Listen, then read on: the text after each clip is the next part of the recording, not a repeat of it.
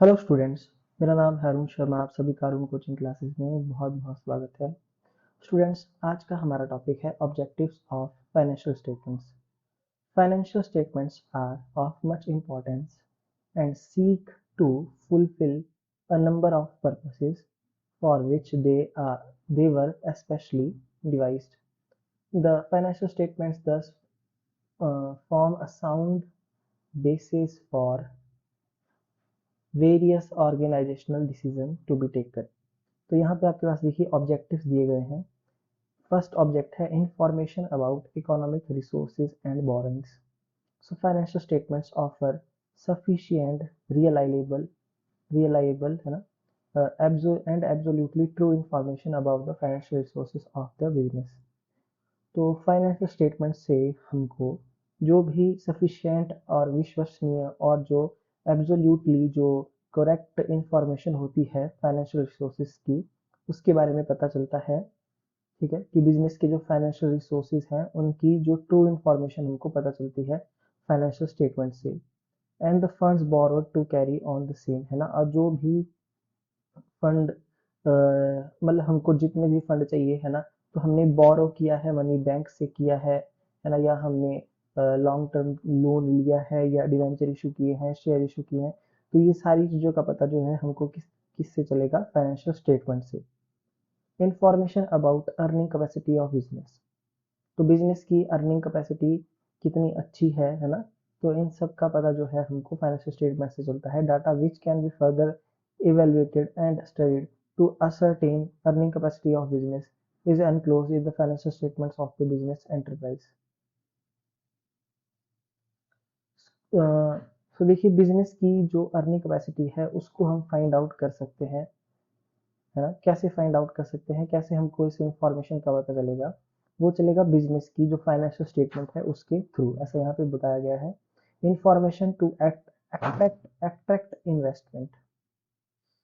Financial statements provide information to investors to assess the potential of business to earn a good return on their investment। तो देखिए जो business की जो financial statements होती है ना, उसके थ्रू इन्वेस्टर को जो है वो इंफॉर्मेशन प्रोवाइड करवाई जाती है बिजनेस की, है ना, कि बिजनेस की जो जो मतलब इन्वेस्टमेंट्स हैं उसके ऊपर उसके ऊपर जो रिटर्न है जो है वो इन्वेस्टर को अच्छा मिलेगा। मतलब अगर वो इस बिजनेस में पैसा लगाएगा, है ना, इन्वेस्ट करेगा, तो उसके ऊपर जो उसको इन्वेस्टमेंट के ऊपर मिलने वाला जो रिटर्न होगा वो अच्छा होगा।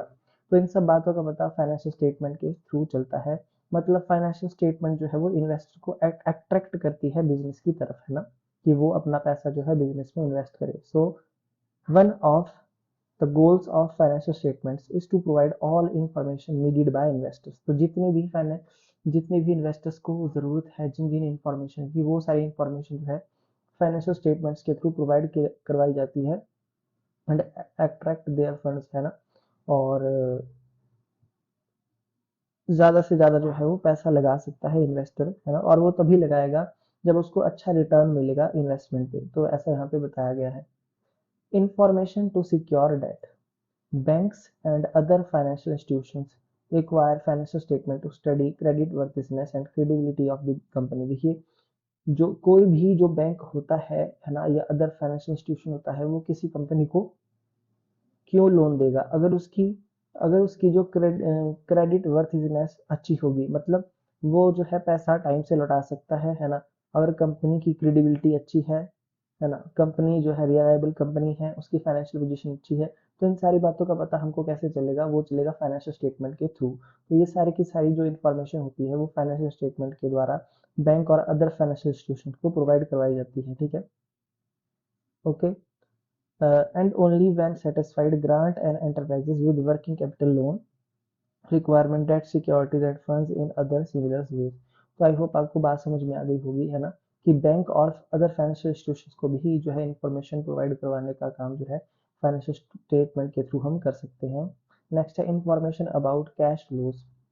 Financial statements issue information useful to investors and creditors for predicting, comparing, है ना, and evaluating potential cash flows in terms of amount, timing and related uncertainties।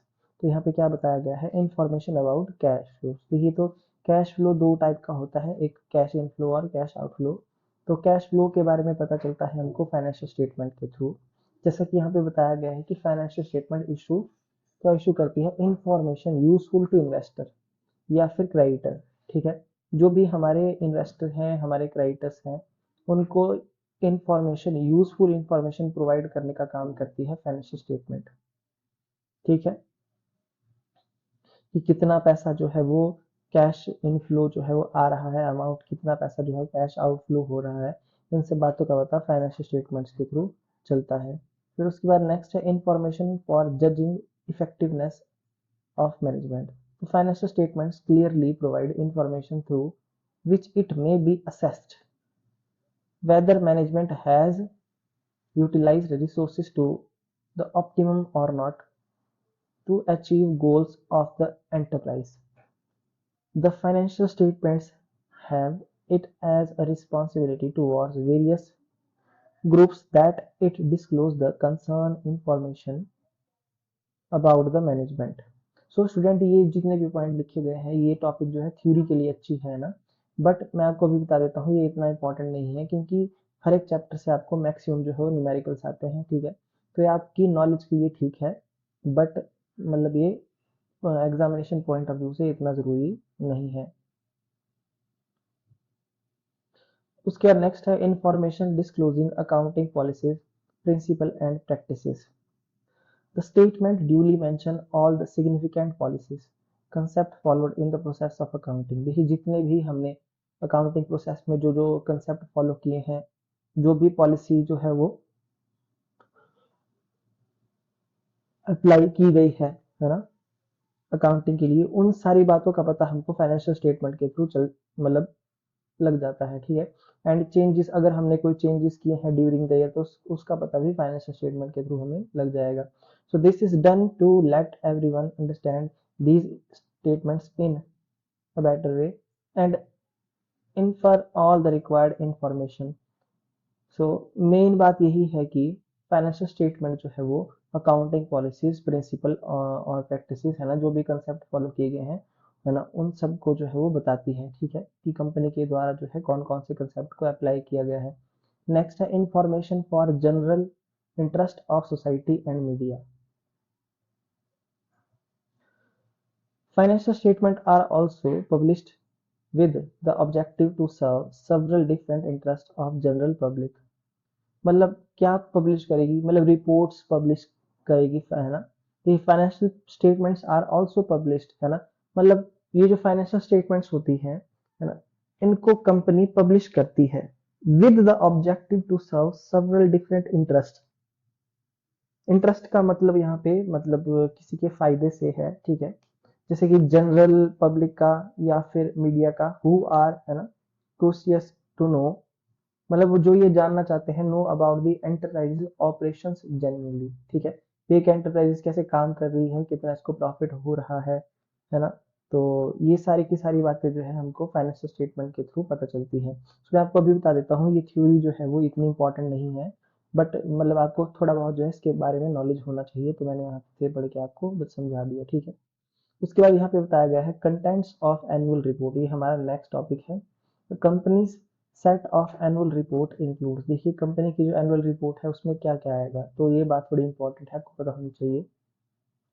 First of all उसमें इंक्लूड होगा report by the board of director, auditors report to the share holder, financial statement और notes to accounts. ठीक है, ये जो चार चीजें हैं वो एनुअल रिपोर्ट में जो है वो इंक्लूड होंगी। तो ये जो है एमसीक्यूज में शायद आपको क्या पता पड़ जाए, है ना, ये चार पॉइंट है जिनके बारे में आपको पता होना चाहिए। Report by the board of director. According to the companies act 2013, companies are required to hold share holders meeting every year. देखिए, ये पूरा पैराग्राफ जरूरी है कि इस एक्ट के अकॉर्डिंग कंपनी को जो है वो शेयर होल्डर की मीटिंग जो है वो साल में बुलाना जो है, हर साल बुलाना जरूरी है। ठीक है, ओके, इस मीटिंग को हम बोलते हैं annual general meeting. The purpose of the meeting is to adopt, consider, and approve the director's report and annual accounts, which include balance sheet, statement of profit loss account, and cash flow statement. तो इस meeting को बुलाने का मतलब क्या purpose है? क्यों ये मीटिंग बुलाई जाती है? कि जो डायरेक्टर हैं वो रिपोर्ट को, एनुअल अकाउंट्स को, जिसमें जैसे कि बैलेंस शीट है, statement of profit and loss account है, जो कैश फ्लो स्टेटमेंट है, उनको अप्रूव कर सके, है ना। The directors of the companies are required to attach their report to the annual report under section 134 और of the companies act 2013। This is known as a director report. जो यहाँ पे क्या बोला गया है कि जो कंपनी के डायरेक्टर हैं उनको मतलब जरूरी है कि कंपनी वो कंपनी की जो एनुअल रिपोर्ट है अंडर सेक्शन 134, जो कंपनीज एक्ट 2013 का है, सेक्शन 134, उसके अंडर जो है वो एनुअल रिपोर्ट को अटैच करे, है ना। और इस रिपोर्ट को हम बोलते हैं डायरेक्टर्स रिपोर्ट, ठीक है। ओके, उसके बाद अब नेक्स्ट पॉइंट है auditors report to the share holder. According to section 143 of the Companies Act 2013, auditors of the company is required to present his opinions on the annual accounts on the basis of examination of books of accounts of the company। देखिए यहाँ पे क्या बोला गया है, auditors report to share holder according to section 143 of the companies act 2013, auditor of the company is required.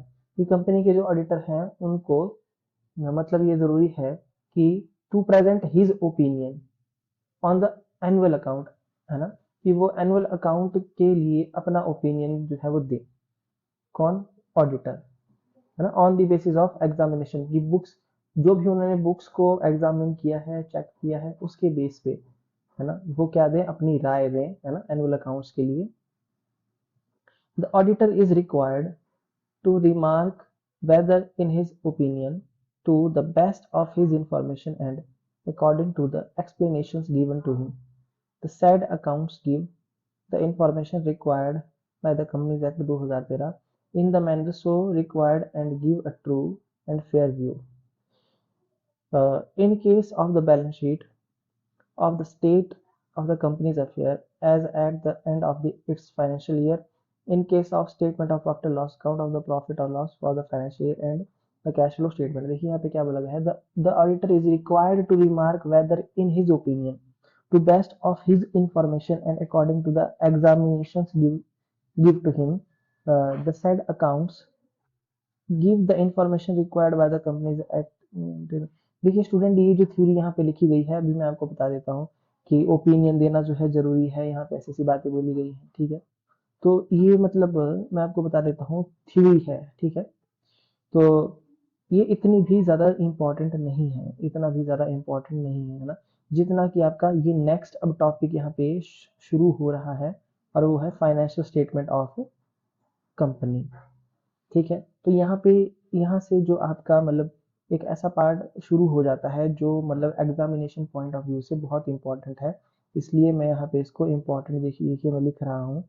तो in case अगर आप इसको नहीं भी यहाँ से पढ़ेंगे, ना लर्न करते हैं, है ना, ये जो थ्योरी भी आपको बताई, तो मतलब कोई बात नहीं है ना, वैसे पेपर में आपको नहीं आएगा। फिलहाल ये जो एनुअल रिपोर्ट में कौन कौन से कंटेंट होते हैं, ये चीज आपको पता होनी चाहिए, ठीक है।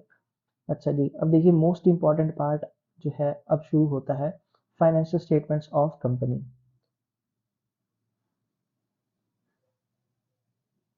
स्टूडेंट्स, तो मुझे ऐसा लगता है कि ये जो है मुझे नेक्स्ट लेक्चर में करवाना चाहिए, है ना, क्योंकि ये बहुत इंपॉर्टेंट है। ओके, नहीं तो वीडियो जो है थोड़ा लंबा बन जाएगा। सो आज के लिए इतना ही। आप इस वीडियो को एक बार देख लीजिए, है ना, वैसे ये इतना इंपॉर्टेंट जो है वो नहीं है।